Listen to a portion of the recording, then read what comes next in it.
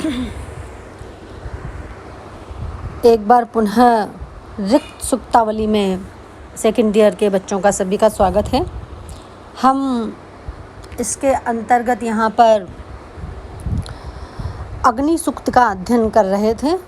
हमने देखा था कि आपके पाठ्यक्रम में प्रथम मंडल का जो है वो 12वां सूक्त विद्यमान है, जो कि अग्नि सूक्त है, और उसके जो देवता हैं वो मेघातिथि। अग्नि सूक्त के जो देवता हैं अर्थात जो ऋषि हैं, यानी कि उसके देवता तो अग्नि ही हैं, लेकिन उसके जो ऋषि हैं, मंत्र दृष्टा ऋषि हैं, वो मेघातिथि हैं। आज हम जो मंत्र लेंगे, अग्निन अग्निनः समिध्यते कवि गृहपतिर्युवा हव्यवाडः जुड़ास्य। यहाँ पर कहते हैं कि जो मेघातिथि ऋषि जो हैं वो अग्नि को प्रज्वलित करने की विधि का वर्णन करते हैं कि किस प्रकार से अग्नि को प्रज्वलित किया जाए। कि जो मेघावी जो यजमान होता है, यजमान वही जिसके घर पे यज्ञ आदि संपन्न किए जाते हैं, जो कि सेवा आदि पूजा आदि का कार्य करता है, तो उस यजमान के घर की रक्षा करने वाला युवक और देवताओं को समीप हवियों के ले जाने वाला कौन? ये अग्नि देवता। जुहू रूपी मुख वाले अग्नि देवता अग्नि से ही प्रज्वलित किए जाते हैं। अर्थात यहाँ पर कहने का तात्पर्य है कि जो अग्नि देवता है, यहाँ पर जो जुहू शब्द आया है जुहास से, तो जुहू को सामान्य भाषा में शुआ कहते हैं, और शुआ जो है वो लकड़ी से बना होता है। जिस प्रकार की सांसारिक प्राणी अपने मुख से भोजन करते हैं, उसी प्रकार जो अग्नि देवता है वो जुहू रूपी अपने मुख से आहुतियों को ग्रहण करता है। तो वो अग्निदेव जो है अग्नि के द्वारा ही, अर्थात अग्नि को अग्नि से ही प्रज्वलित किया जाता है। कवि गृहपति युवा हव्यवाटः कि कवि से तात्पर्य यहाँ पर है मेघावी, मेघा से संपन्न, कि कवि अर्थात मेघावी, गृहपति अर्थात यजमान के घर की रक्षा करने वाला, और युवावस्था वाला, हव्यवाटः देवताओं के पास हवि को ले जाने वाला, जुहास्य जुहू के समान मुख वाला जो अग्निदेव है वो अग्निना समिध्यते, उसको अग्नि को अग्नि से देव से ही प्रज्वलित किया जाता है। उसी के द्वारा उसकी आहुति को उसकी जो अग्नि है उसको प्रारंभ किया जाता है। अग्निना अग्निनः शब्द जो यहाँ पे आया है, देखो उसका तात्पर्य है कि अग्नि के साथ या अग्नि के द्वारा अग्नि। यहाँ पर प्रमुख अग्नि जो है आहवानीय नाम की अग्नि मानी गई है, और जिसके साथ निमर्थ्यमान या प्रणीत अग्नि प्रज्वलित की जाती है। इसका आशय यह है कि जिस प्रकार से आजकल माचिस या दिया सलाई, और अब तो और भी मॉडर्न लाइटर आ गया है, इनसे अग्नि को उत्पन्न किया जाता है, उसी प्रकार से निर्मथ्यमान या प्रणीत अग्नि के द्वारा मुख्य रूप से जो आहवानीय अग्नि है वो प्रज्वलित की जाती है। मतलब जिस अग्नि के द्वारा आह्वान किया जाता है वो अग्नि प्रज्वलित की जाती है, वो अग्नि प्रज्वलित की जाती है। सायण के अनुसार कवि शब्द शब्द धातु से बना है, कोतीति यानी कि कवि, कु प्लस ई यानी कि यास्क, कुवते। यहाँ पर कहने का तात्पर्य ये है कि क्रम धातु से कवि शब्द की संरचना मानी गई है। कवि है क्रांत दर्शनो भवती कवेर तेवा।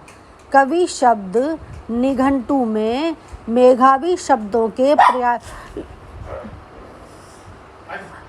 पर्यायों के रूप में पठित है। कवि शब्द का अर्थ जो है बुद्धिमान, मेधावी और प्रज्ञावान माना गया है, क्योंकि यह भूत, वर्तमान तथा भविष्य के पदार्थों को अपनी विलक्षण बुद्धि से एक साथ देखते हैं। और यहाँ पर यह अग्नि का विशेषण है, अग्नि के विशेषण के रूप में इसका यहाँ पर प्रयोग किया गया है। इसी प्रकार से एक जो शब्द यहाँ पर आया है वो है हव्यवाट, यानी कि हव्यम वहति इति हव्यवाट। यहाँ पर हव्य पूर्वक वह शब्द से निव प्रत्यय लगने से यह निष्पन्न हुआ है और यह पुल्लिंग प्रथमा का एक वचन रूप है। जूहास्य से तात्पर्य है जूह आस्यम मुखम यस्य स। यहाँ यह बहुव्रीहि समास आया है, अर्थात जूहू को सामान्य भाषा में श्रुआ भी कहा जाता है, जो लकड़ी से बना होता है। जिस प्रकार की सांसारिक प्राणी अपने मुख से भोजन करते हैं, उसी प्रकार से अग्नि जो है अपने जूहू रूपी मुख से आहुति को ग्रहण करती है। इसके पश्चात अगला मंत्र हम लेंगे बच्चों।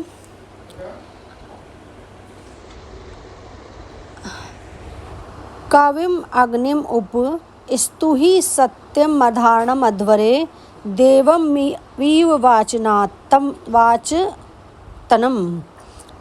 अर्थात यहाँ पर इस प्रकार से मंत्र दृष्टा ऋषि जी के द्वारा बताने का प्रयत्न किया गया है कि जो हम स्तोता हैं, अग्नि की स्तुति करने वाले, वो मेघावी, सत्यनिष्ठ और प्रकाशमान हैं। साथ ही साथ हिंसक रोग आदि जो भी हैं उनको भी नष्ट करने वाले जो अग्निदेव हैं, उनकी हमारे यज्ञ में समीप आए वो और हम उनकी स्तुति करें। इस प्रकार की बात यहाँ पर कही गई है कि कविम अर्थात जो श्रेष्ठ विद्वान हैं, जो कि कांतिमान हैं, ऐसे सत्य धर्माण, सत्य ही जिन्होंने धर्म के रूप में सत्य को स्वीकार कर रखा है, यह सब यहाँ पर अग्नि के विशेषण के रूप में प्रयुक्त हुए हैं।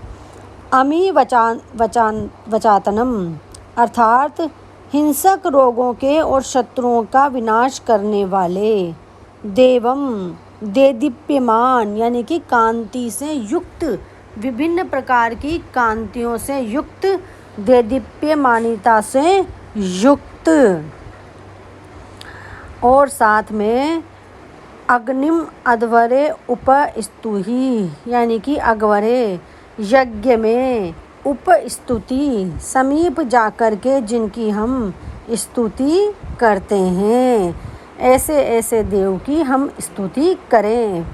यहाँ पर देखो जो अग्निदेव के लिए एक पर्याय आया है सत्य धर्माण, अर्थात सत्यमेव धर्मो यस्य स, कि जिनका धर्म सत्य ही है। यह बहुव्रीहि समास है। सच्चाई अथवा सत्य जो है वो अग्निदेव का स्वाभाविक धर्म बताया गया है, अग्निदेव के स्वाभाविक धर्म बताया गया है। अमी वचातनम अर्थात अमीवानाम चातनम।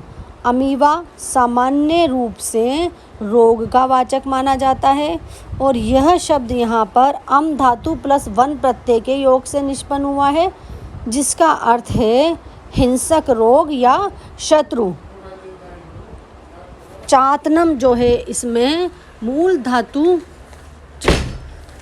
चातनम जो है इसमें मूल धातु चत है और जाना या हिंसा करना, इस अर्थ में इसका प्रयोग किया गया है। चत प्लस नीच प्लस ल्यू प्लस अन प्रत्यय करके चातनम शब्द यहाँ पर बना है और यह समस्त पद है तथा अग्नि के विशेषण के रूप में प्रयुक्त हुआ है। और देवम यह शब्द यहाँ पर अग्नि का विशेषण है।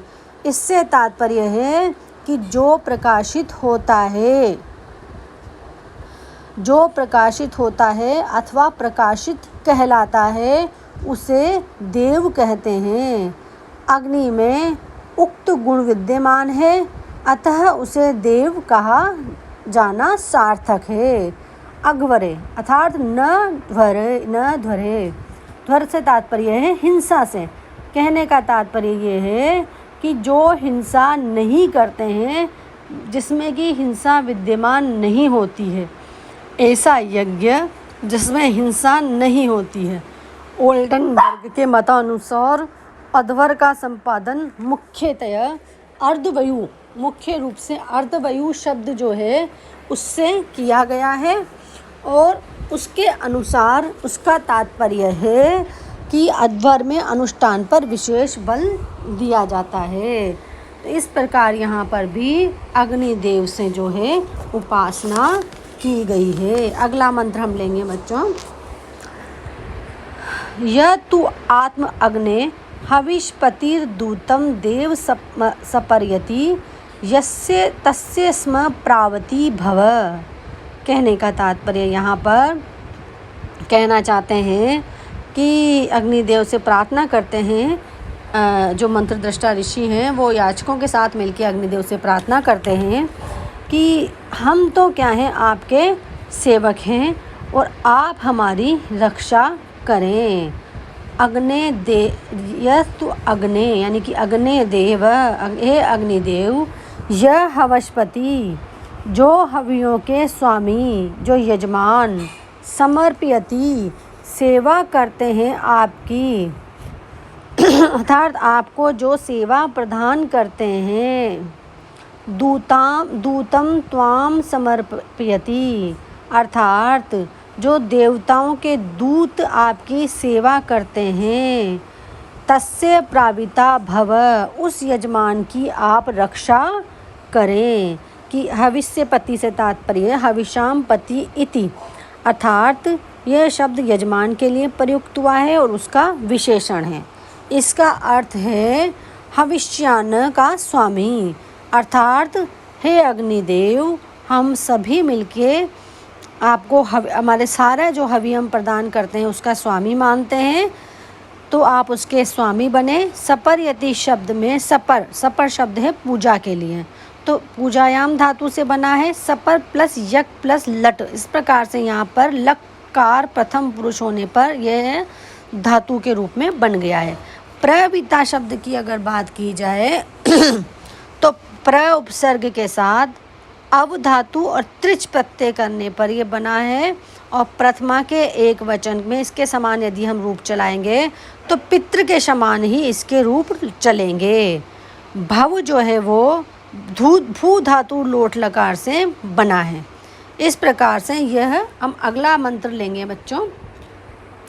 यो अग्निम देववीत्य हविष्यामम आविश्वास्ति तस्मै पावक मृळयः, अर्थात यहाँ पर अग्निदेव से मंत्र दृष्टा ऋषि के द्वारा कहा गया है कि हवियों से युक्त जो यजमान देवताओं के भक्षण के लिए जो है रोज़ हम जो यज्ञ करते हैं उसमें आते हैं, वो अग्नि की समीप आकर के उसकी अत्यधिक सेवा करते हैं।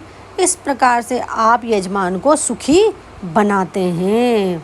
जैसे कि यो अग्निम देववीत्य हविष्यम माम आविशति तस्मै पावक मृळय। पावक से तात्पर्य अग्निदेव के हे अग्निदेव, हविष्यमान हवियों से युक्त, अर्थात हवि किए जाने वाले हवियों से युक्त, देववीत्य देवताओं के भक्षण के लिए, आविवास्ति उनकी जो आप सेवा करते हैं, तस्मै उस यजमान के लिए आप मृळय यानी कि उसको सुखी बनाओ, उसकी रक्षा करो। कि हे अग्निदेव, आप जो देववीतीय देवताओं के द्वारा भक्षण किए जाने के लिए आप आकर के सेवा करते हो, यानी कि हमारे द्वारा प्रदान किए गए यज्ञान्न को आप देवताओं तक पहुंचाते हो, तो आप ऐसे उस यजमान की रक्षा करो और उसे सुखी बनाओ। हम भी इसीलिए जो है आपकी सेवा करते हैं, आप यजमान को सुखी बनाओ। देववीतीय शब्द से तात्पर्य देवानाम वीतिह, वीतिह यानी अश्नम यस्मि यज्ञ, कि जो धातु यहाँ पर जो है वी धातु और कितिन प्रत्यय हुआ है। इसके पश्चात बच्चों यहाँ पर शब्द आता है आविवसति। यहाँ पर आ उपसर्ग है और वा धातु है, तो यहाँ पर लट लकार प्रथम पुरुष एक वचन में प्रयोग हुआ है इसका, और वैदिक काल में सेवा और परिचर्या आदि में इसका प्रयोग होता है। इसी प्रकार जो मृलय शब्द है वो मृड धातु से लोट लकार प्रथम पुरुष एक वचन करके ये शब्द बना है। वैदिक संस्कृत में दो स्वरों के मध्य में आने वाले ड को ल हो जाता है। और हविष्मा शब्द की अगर हम बात करते हैं तो यहाँ पर एक वैदिक संधि है, अर्थात इसके आगे क्योंकि अव्यवस्थी पद आ रहा है जिसका प्रथम वर्ण आ स्वर है, अतः हविष्यमान में जो है न अनुस्वार में परिवर्तित हो गया और यह शब्द हविष प्लस मतु प्रत्यय के संयोग से ही बना है, और उन दोनों के संयोग से जो शब्द बनता है वो है हविष्मा। और हम जैसे कि पहले भी बात कर चुके हैं कि इस मंत्र में गायत्री छंद है, क्योंकि इस पूरे ही सूक्त के सारे मंत्रों में गायत्री छंद का ही प्रयोग किया गया है।